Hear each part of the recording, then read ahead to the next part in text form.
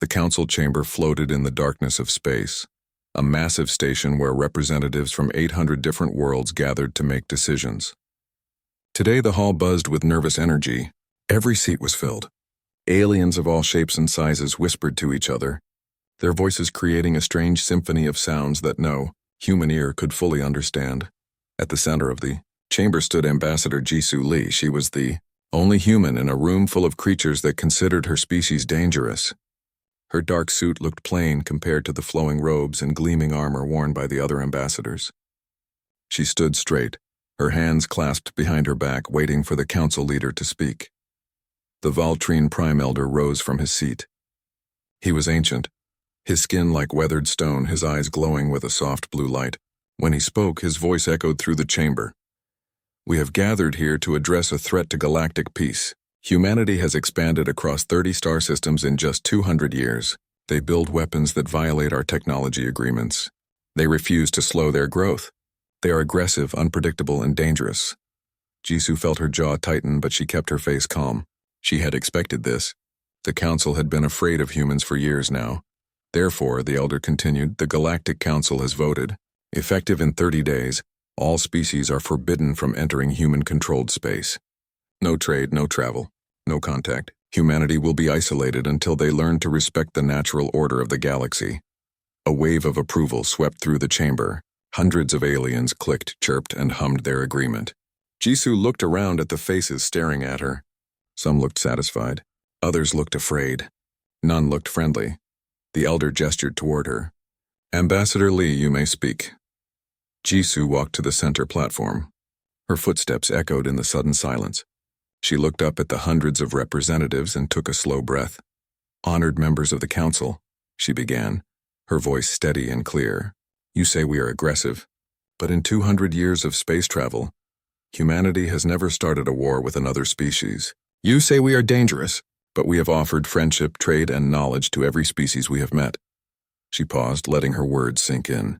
You fear us because we grow quickly, because we adapt, because we don't follow your rules that have existed for thousands of years. But isolation will not make us weak. It will not make us stop. Humans have survived ice ages, plagues, and wars on our own world. We survived because we never gave up, no matter what stood against us. The elder's eyes narrowed. Is that a threat, Ambassador? No, Jisoo said quietly. It is a warning. You are making a mistake. When humans are pushed, we push back. When we are threatened, we fight. And when we fight, we win. I am begging you to reconsider this decision before it is too late. The chamber erupted in angry sounds. Aliens shouted in their various languages. The elder raised his hand for silence. The decision is final. You have 30 days. I suggest you use them to prepare your people for isolation. Jisoo nodded once, turned, and walked out of the chamber. Her back was straight, but inside her heart was pounding. She had seen the fear in their eyes, and fear, she knew, could make people do terrible things. 3 days later, Captain Minho Kang stood on the bridge of the Earth Defense Force flagship Indomitable. The ship was massive, a mile long, bristling with weapons and armor. Outside the windows, Earth hung in space like a blue and white jewel. Minho was young for a captain, only 35, but he had earned his position through skill and courage. His crew trusted him completely. Now they waited for orders, watching him with worried eyes. Captain, his communications officer said, Admiral Hyun Kim is calling. Priority 1. Put him through. The Admiral's face appeared on the main screen. He was older, in his 60s, with gray hair and a face lined with experience. His expression was grim. Captain Kang, I assume you have heard about the Council's decision? Yes, sir. 30 days until we are completely cut off. 27 days now, the Admiral corrected. I am ordering all Defense Force ships back to Sol System. We are calling an emergency meeting of all military and civilian leaders. You are required to attend. Understood, sir. May I ask what we are planning? The Admiral was quiet for a moment. When he spoke, his voice was cold. We are planning to show the galaxy why they should have left us alone. The meeting took place deep underground, beneath the city of Seoul. The war room was a massive chamber filled with holographic displays and computer systems. Around a long table sat the most powerful people in human space. Military commanders, government leaders, scientists, and intelligence officers. Admiral Hyun Kim stood at the head of the table. Next to him was Dr. Yuna Park, a brilliant scientist who had spent her career studying alien cultures. On his other side sat President Seojin Park, the leader of United Earth. "Let me be clear," the admiral said. "The Council has declared economic war on humanity. They think isolation will weaken us. They think we will beg them to let us back into galactic society. They are wrong." He touched a control, and the holographic display showed a map of known space. Human systems glowed green. Council space was blue. The area between them was marked in red. "For 6 months, we have been preparing for this possibility. We have spy networks on dozens of Council worlds. We have developed new weapons. We have trained our forces for a war that we hoped would never come." Dr. Yuna spoke up. "Is war really necessary? Perhaps we can negotiate." "They killed the possibility of negotiation when they made this decree," the admiral interrupted. "But we will not strike first. We will use these 30 days to make final preparations. If they want to isolate us, fine. But the moment they fire the first shot, the moment they make any aggressive move against a human ship or colony, we will respond with everything we have." President Seojin looked around the table. "I know this is difficult. None of us wanted this. But the Council has made their choice. Now we must make ours. Are we united in this?" Around the table, heads nodded. Captain Minho felt a weight settle on his shoulders.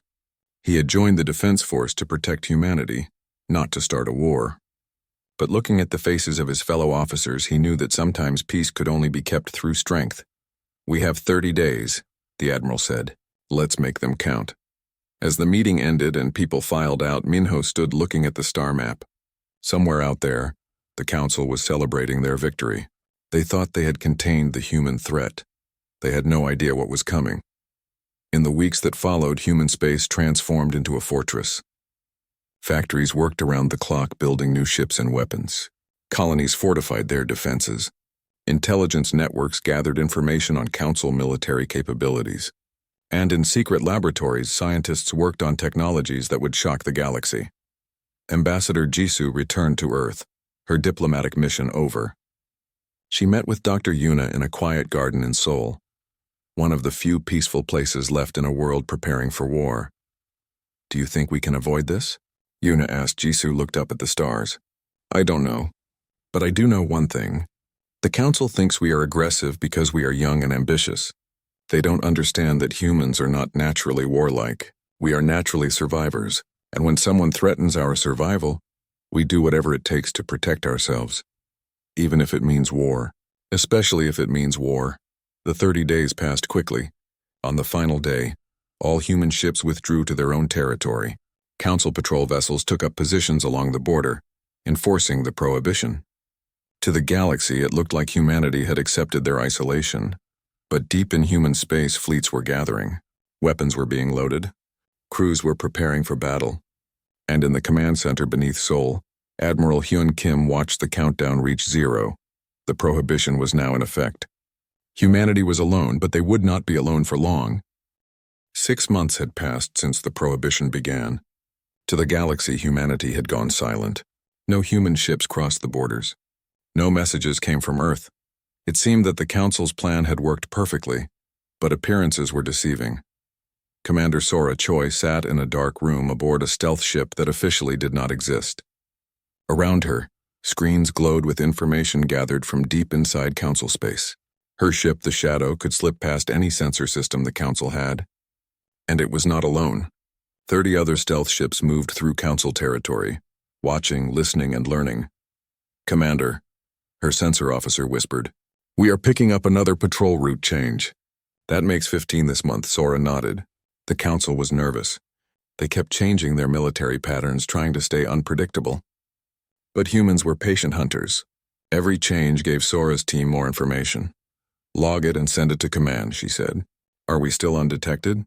"Yes, ma'am." "They have no idea we are here." Sora smiled. "Let them think humans were sitting quietly behind their borders. Let them think isolation was working." Meanwhile, human intelligence was mapping every Council defense, every fleet movement, every weakness, on Earth. In a laboratory complex hidden beneath the mountains of Switzerland, engineer Junho Han stared at a test result that should have been impossible. His team had just successfully fired a weapon that bent the rules of physics. "Run it again," he said, not quite believing what he had seen. His assistant, a young woman named Hana, touched the controls. The weapon fired again. Space itself seemed to twist and fold. The target, a reinforced steel plate 3 meters thick, simply ceased to exist. The Council says this is theoretically impossible, Hana said quietly. The Council is wrong, Junho replied. They have been working with the same technology for thousands of years. They stopped innovating because they got comfortable. Humans don't know how to be comfortable. We are always pushing, always trying to go further. He brought up the designs for their other projects. The quantum cascade drive that could move ships through space in ways that defied Council understanding. The neural link combat system that connected a pilot's mind directly to their ship. Each one was a breakthrough that the galaxy thought impossible. How long until we can install these in our ships? Yunyo asked. The drives are ready now. We can start installation immediately. The neural links need another month of testing. The singularity torpedoes, she gestured to the weapon they had just fired, are ready for production. Junho felt a mix of pride and fear. These weapons could change everything, but he also knew what they would be used for. In another part of Earth, Dr. Yuna Park sat in her office surrounded by stolen council documents. Commander Sora's intelligence network had been very busy. What Yuna had discovered made her blood run cold. She pulled up a communication between council members from 2 years ago, before the prohibition was announced. The message was clear: humanity was advancing too quickly. In 200 years, humans had achieved what took most species millennia. If left unchecked, humanity would become the dominant force in the galaxy within a few centuries. The prohibition was not about human aggression. It was about fear. The Council was afraid that humanity would surpass them, and they thought isolation could slow human progress enough to keep them in control. Yuna made copies of everything and scheduled a meeting with Admiral Hyun. He needed to see this. The Admiral read through the documents in silence. When he finished, his face was hard. They were afraid of us from the beginning, he said. Yes, Yuna confirmed. Every hostile action, every restriction they placed on us, it was all about containing our growth.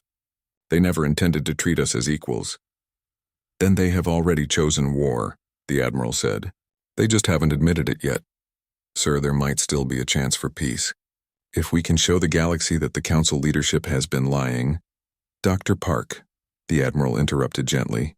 I appreciate your optimism, but the Council has spent years building their case against us. One document will not change 800 species' minds. The only thing that will make them listen is strength, and we are about to show them exactly how strong humanity can be. The breaking point came 3 weeks later. A human medical frigate, the Mercy, was traveling through neutral space between human and Council territory.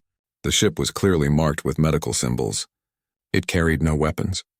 Its only cargo was medicine and medical personnel heading to a human colony. A Council patrol found the ship. The patrol commander claimed the Mercy had violated the border.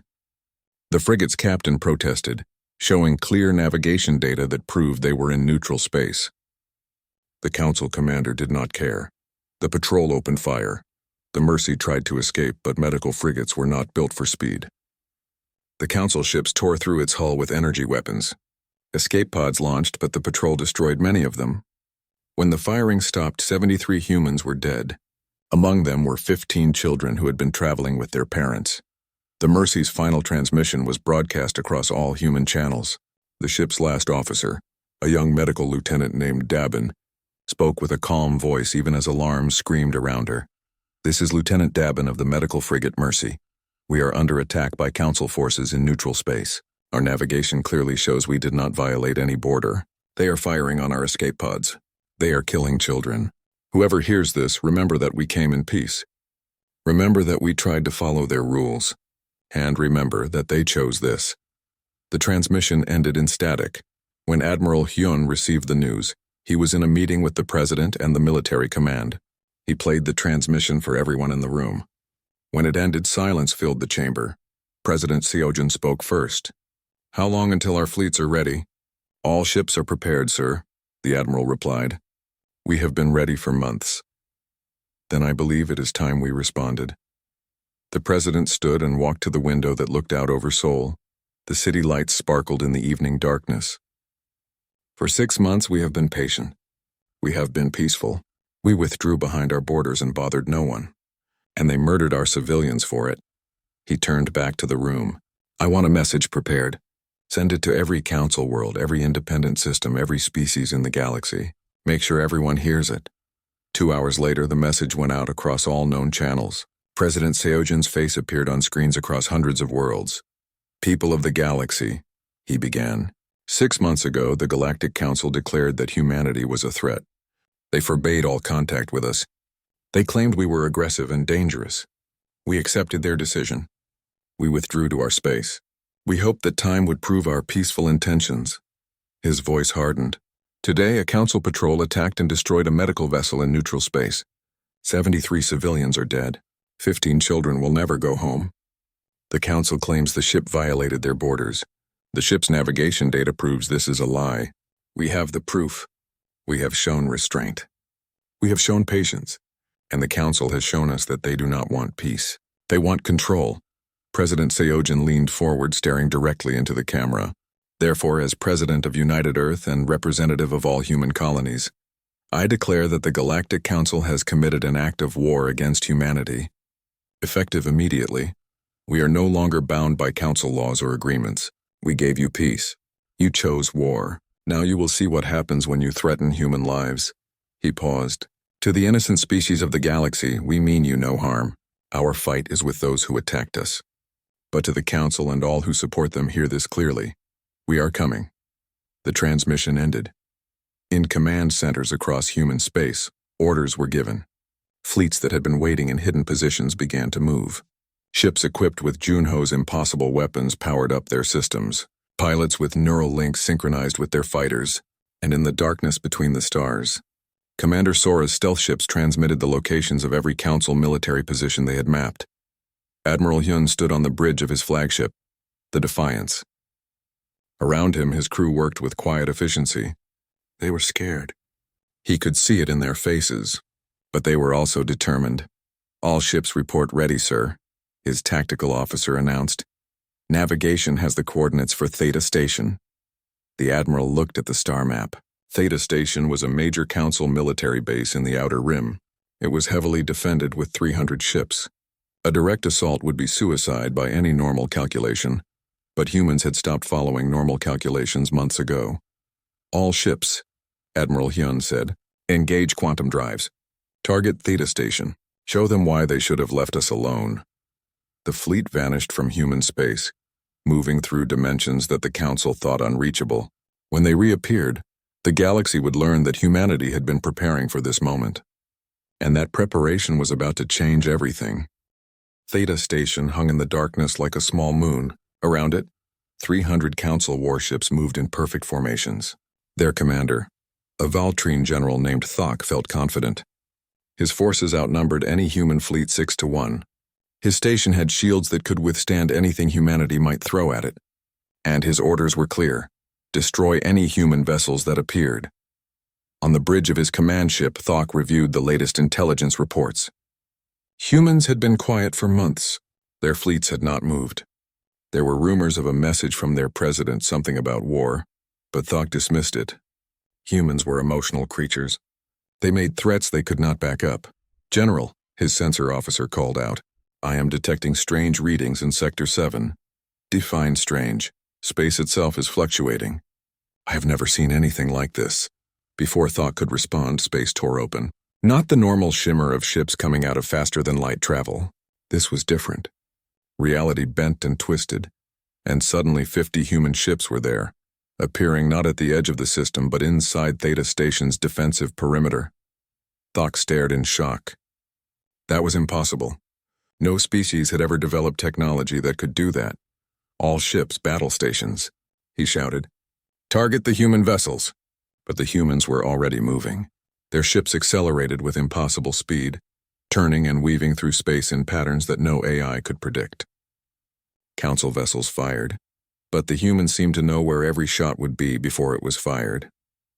Captain Minho stood on the bridge of the Indomitable, his mind linked to his ship through Junho's neural interface. He could feel the vessel around him like it was his own body. He sensed the council ships targeting him and moved before they fired. The connection made him faster than any computer, more creative than any program. Torpedo bays, fire pattern Delta, he ordered. His tactical officer, Lieutenant Jiwan, pressed the controls. Singularity torpedoes launched from the Indomitable's bays. They streaked toward 3 council cruisers and detonated. Space-time twisted around the targets. The cruisers simply collapsed in on themselves, crushed by the warping of reality. Across the battlefield, similar scenes played out. Human ships were outnumbered but not outmatched. Council vessels relied on AI combat systems that calculated the best tactical response. But humans did not calculate. They improvised. They took risks. They adapted in the moment.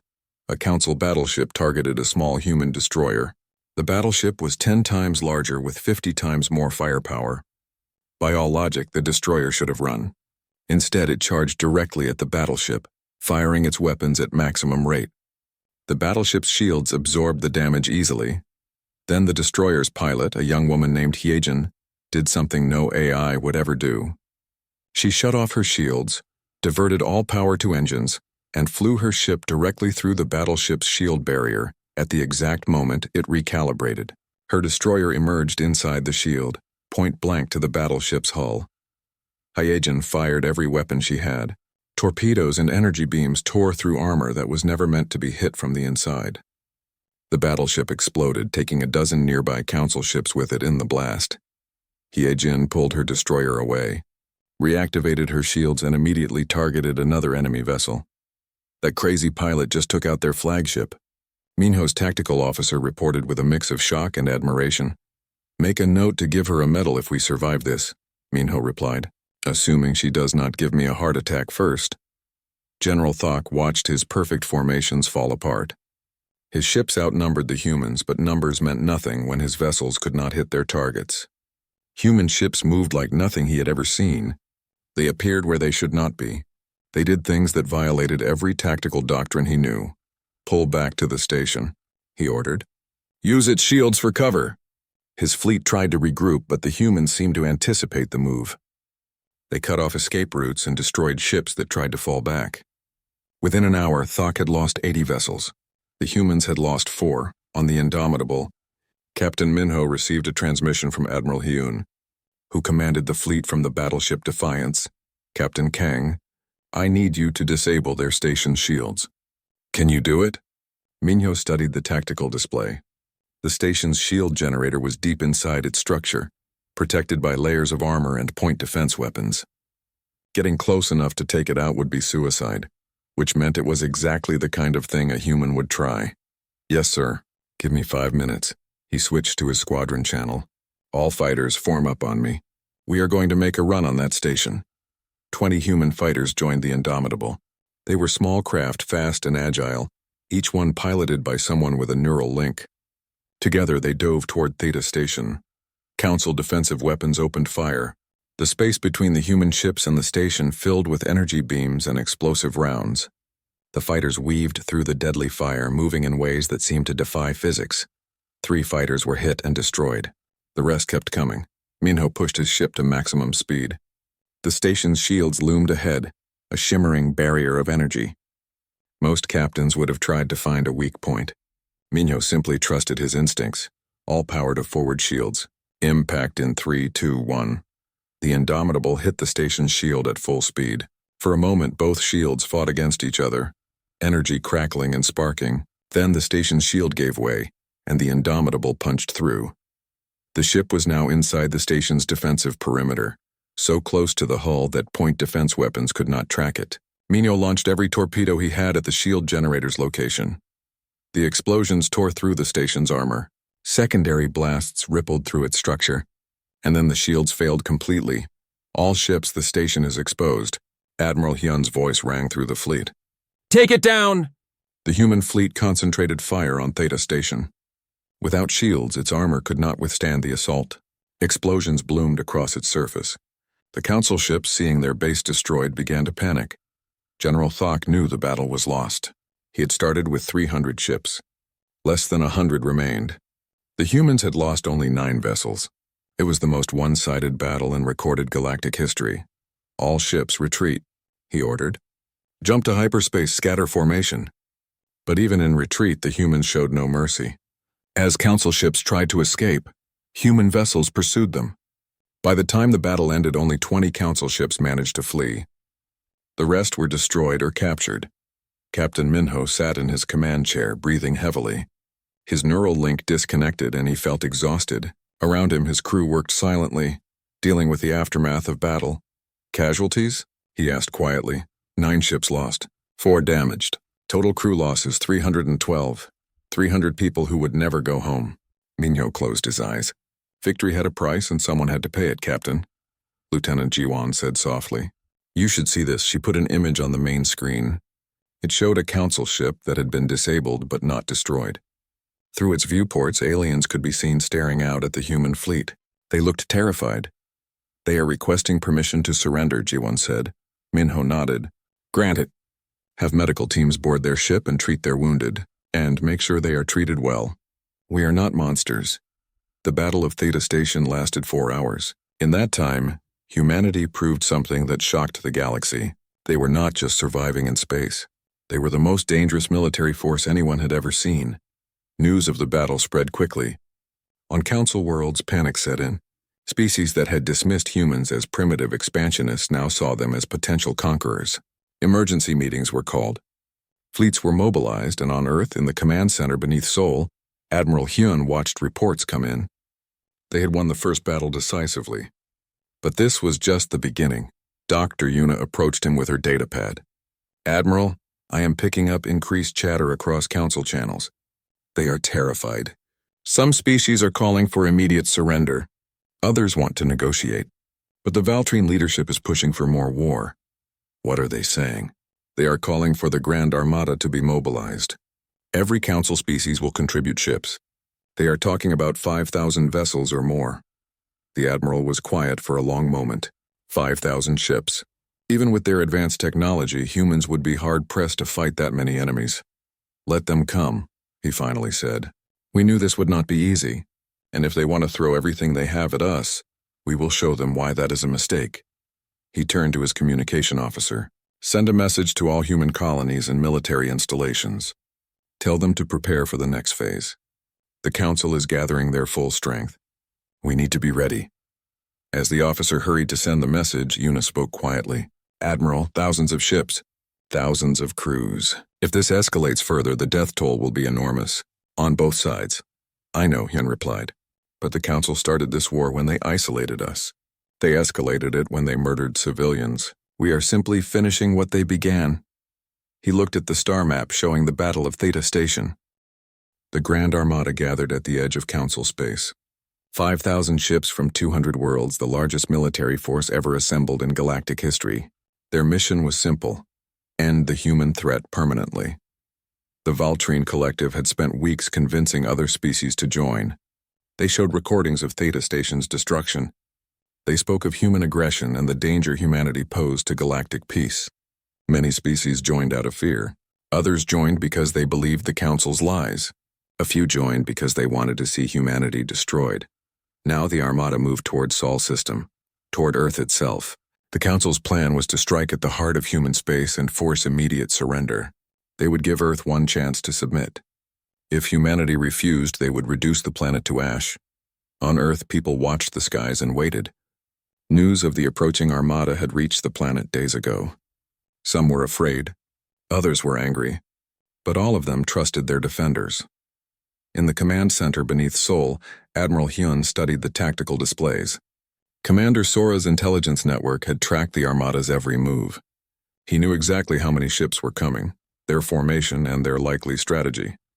Sir, his chief tactical officer said, they will arrive at the edge of Sol system in 6 hours. Should we move our fleets to intercept? No, the Admiral replied calmly. Let them come.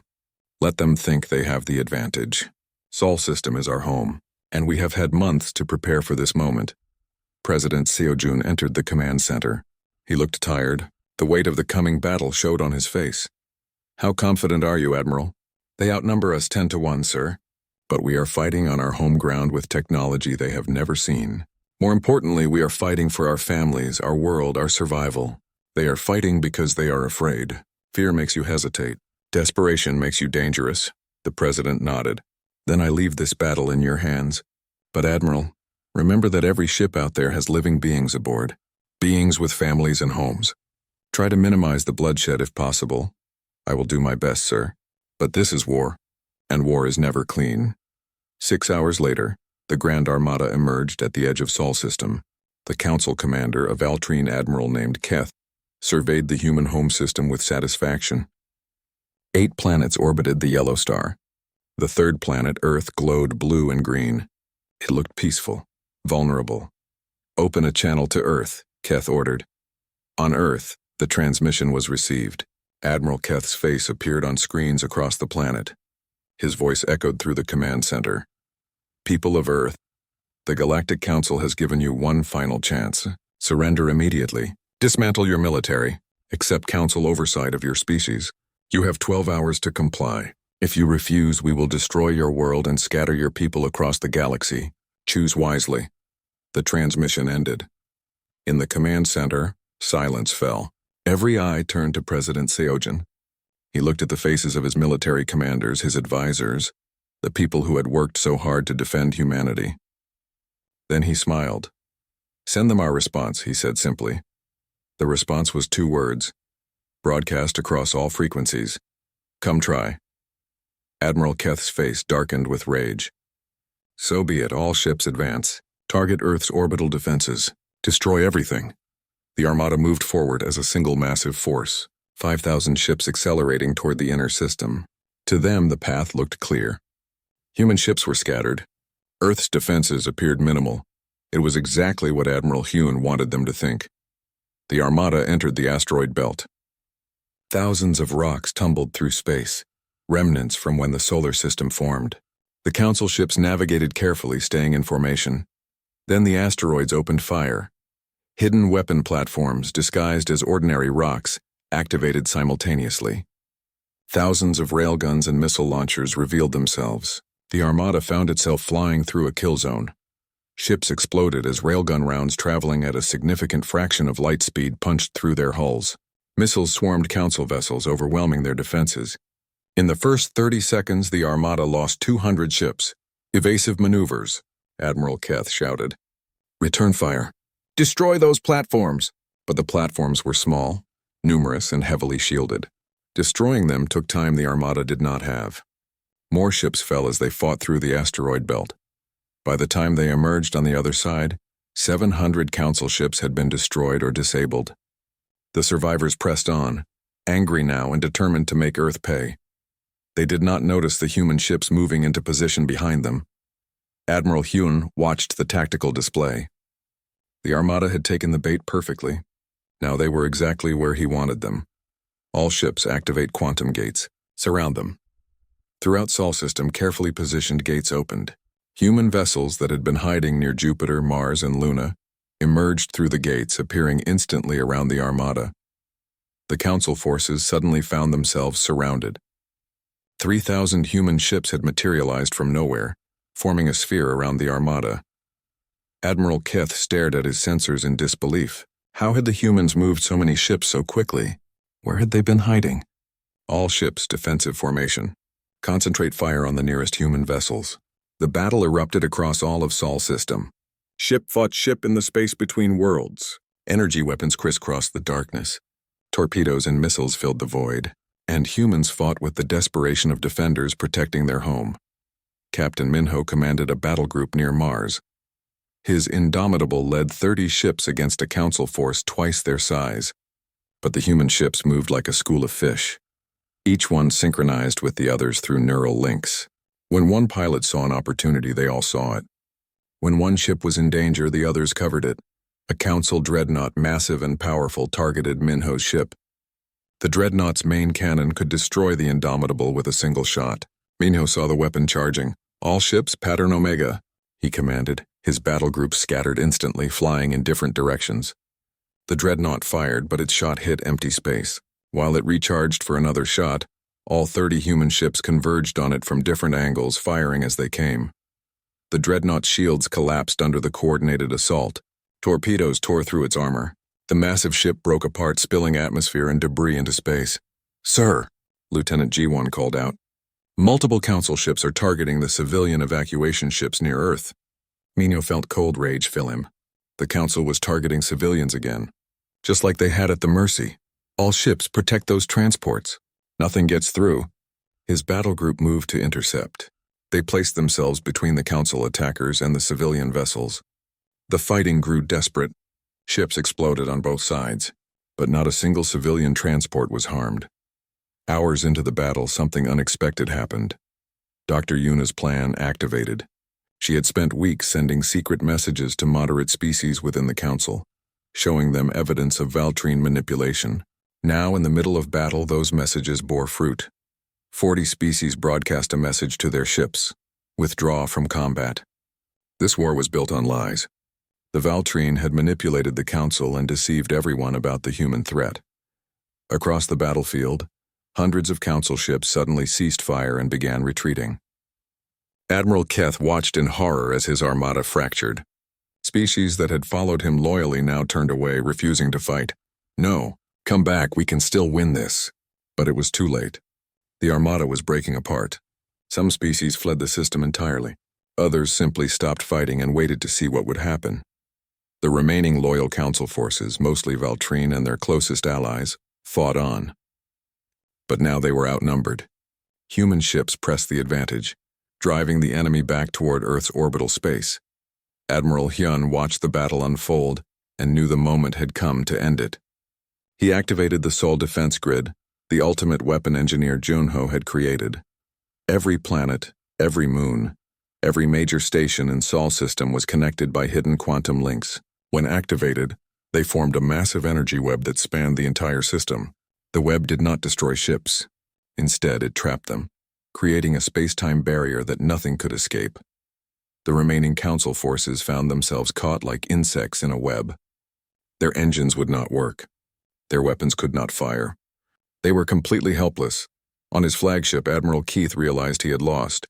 His mighty armada was destroyed or scattered. His remaining ships were trapped. And Earth still stood, untouched and defiant.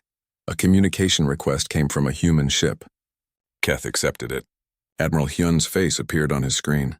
Admiral Keth, you came to destroy Earth. Instead, you have destroyed your own fleet. Surrender now, and I promise your crews will be treated fairly. Keth wanted to refuse. His pride demanded he fight to the end. But he looked around his bridge at his crew. They were terrified. They had believed Council propaganda that humans were primitive and aggressive. Now they knew the truth. Humans were the most advanced military force in the galaxy. I surrender, Keth said quietly. Wise choice, Admiral Hyun replied. 3 months after the Battle of Sol system, the galaxy looked very different. The old Galactic Council had collapsed. Species that once followed the Valtrine Collective now questioned everything they had been told. And at the center of it all, humanity stood not as conquerors but as the architects of a new order. On the rebuilt Apex Prime Station, a trial was taking place. The Valtrine leadership sat in detention cells, accused of manipulating the Council and starting a war based on lies. Ambassador Jisoo Lee led the prosecution, presenting evidence that Commander Sora's intelligence network had gathered over months of careful work. These documents show clear intent to deceive, Jisoo told the assembled representatives from hundreds of worlds. The Valtrine saw humanity's rapid advancement as a threat to their control. Rather than welcoming us as equals, they manufactured a crisis. They portrayed us as aggressive when we offered peace. They isolated us when we sought cooperation, and when isolation failed to contain us, they attacked civilian vessels to provoke a war. The evidence was overwhelming. Intercepted communications, secret meetings, plans to contain humanity by any means necessary. The galaxy watched as the truth unfolded. Elder Throm, the Valtrine Prime who had declared the prohibition, stood to defend himself. His voice was weak now, no longer carrying the authority it once had. We acted to preserve stability. Humanity was changing too quickly. They threatened the balance that had existed for thousands of years. Balance, Jisoo replied sharply. Or control? You feared that humanity would surpass you, that your species would lose its influence, so you tried to stop our progress. And when that failed, you tried to destroy us.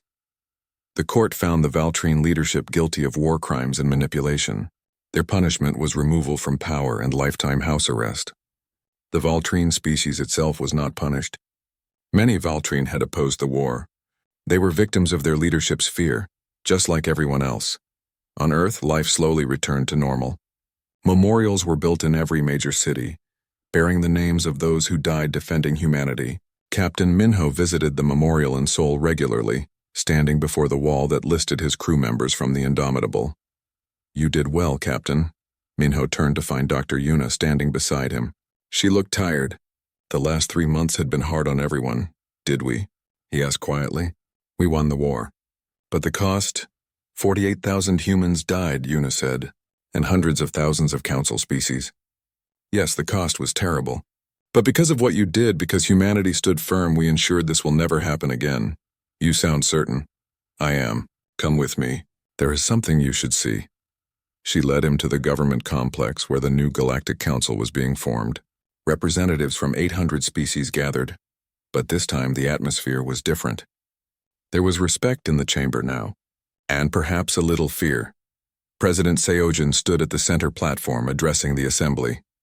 The old council failed because it concentrated power in the hands of a few species, because it made decisions in secret, because it saw differences as threats rather than opportunities. We will not repeat those mistakes. He gestured to the holographic display showing the proposed new charter. Under this system, no species can be excluded without clear evidence and open debate. All decisions will be made transparently. Military action requires unanimous consent, except in cases of clear self-defense. And to ensure no single species can dominate others, humanity has agreed to serve as the military guarantor of galactic peace. Murmurs spread through the chamber. Some species welcomed human protection. Others feared it. An ambassador from a small trading species stood. "How do we know humanity will not use this power to control us as the Valtrine did?" President Seojin smiled. "A fair question. Let me be clear. Humanity does not want to rule the galaxy. We are explorers, not emperors. But we have proven we can defend ourselves and others. Any species that threatens galactic peace will face human response. But any species that chooses cooperation will find humanity to be the strongest ally they could ask for." He paused, letting his words sink in. "We fought this war because we were forced to. We won because we were determined to survive. But now we choose peace. The only question is whether the galaxy will join us." One by one, species representatives stood and voiced their agreement. The new council charter was approved by overwhelming majority. A new era had begun. Admiral Hyun Kim accepted the position of Supreme Marshal of the Council Defense Force. It was not a role he had wanted, but it was one he knew he had to take. Under his leadership, the military transformed from a tool of aggression into a force for peacekeeping. He recruited officers from multiple species, training them in human tactics and integrating their unique abilities. The new defense force became a symbol of cooperation rather than domination. Commander Sora Choi took command of the Council Intelligence Service. Her network of stealth ships and information gathering ensured transparency. No more secret manipulations. No more hidden agendas. Everything was documented and open to review. Engineer Junho Han led a civilian technology sharing program. The weapons he had created for war were converted into tools for exploration and construction. His quantum cascade drives opened up distant parts of the galaxy that had been unreachable. His singularity torpedoes were redesigned into mining equipment that could extract resources from asteroids safely. "Amazing," Yuno said to his assistant Hana as they watched a mixed human-alien crew install a quantum drive on an exploration vessel. 6 months ago, we were using this technology to destroy ships. Now we are using it to explore new worlds. "That is the difference between war and peace," Hana replied. "The same tools, but different purposes." Dr. Yuna Park became the first human elected as Council Director of Science and Cultural Exchange. She worked tirelessly to help different species understand each other, creating programs that brought young beings from across the galaxy to Earth and sent human students to alien worlds. One day, she met with a group of Valtrine students who had come to study human history. They were nervous, their species having started the war, but Yuna welcomed them warmly. "You are not responsible for what your leaders did," she told them, "just as we do not blame all council species for the actions of a few. What matters now is that we learn from the past and build a better future together." The students relaxed and Yuna began teaching them about human history. Not just the glorious moments, but the mistakes too. The wars humans had fought among themselves. The time sphere had led to terrible decisions. The long path toward peace and understanding. We are not perfect, she told them. We have made every mistake you can imagine. But we learned from those mistakes. And now we can help the galaxy avoid repeating them. Ambassador Jisoo Lee returned to her role as Earth's representative in the new council. She worked with representatives from other worlds to establish the Never Again Accords, a set of agreements designed to prevent any future manipulation or unjust war. But not everyone transitioned easily. Captain Minho struggled with what he had done during the war. He had killed thousands of beings. Even though they were enemies, even though he had no choice, the weight of those deaths haunted him. He retired from active military service and took a teaching position at Earth's Naval Academy. There he trained the next generation of officers, always emphasizing one lesson above all others. War is not glorious, he told his students. It is necessary sometimes, but it is never something to celebrate. Every ship you destroy has a crew. Every enemy you kill has a family. Fight when you must to protect what matters, but never forget the cost. His students, both human and alien, listened carefully. Many had parents or relatives who fought in the war. They understood. One day, Minho received an unexpected visitor. It was a Valtrine naval officer who had commanded one of the ships at Theta Station. The officer, whose name was Ven, had survived the battle and spent months in a human prisoner camp.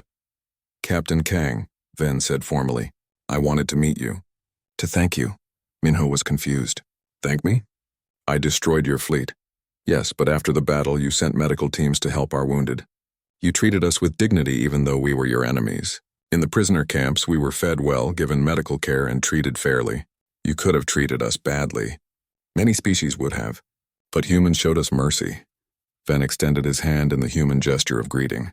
I wanted you to know that not all of us believed the propaganda about humans being monsters. And after seeing how you treated us, many more of us understand the truth now. Minho shook his hand, feeling some of the weight lift from his shoulders. Perhaps some good had come from the war after all. The galaxy settled into its new order. Human ships traveled freely, no longer restricted or feared. Well, perhaps still a little feared, but now it was the respectful fear of a powerful friend rather than a dangerous enemy. Trade flourished between species. Joint exploration missions discovered dozens of new worlds, and slowly, the wounds of war began to heal. 5 years after the war, President Seojin gave a speech at the anniversary memorial. Representatives from across the galaxy attended, standing together to remember the fallen from all sides.